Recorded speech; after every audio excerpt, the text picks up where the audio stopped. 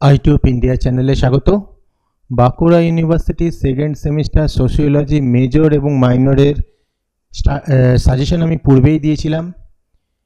আজকে আমি study material দিচ্ছি সেই প্রশ্নের। এই বইটা ভালো করে পড়বে, এর মধ্যে তোমরা সকল প্রশ্ন পেয়ে যাবে। তোমাদের যে মেজর কোর্স এবং মাইনর কোর্সের সোশিওলজি সিলেবাস রয়েছে, মেজরের যে পেপার কোড রয়েছে ASOC 201 MGC 2, মাইনরে রয়েছে ASOC 202 MN2।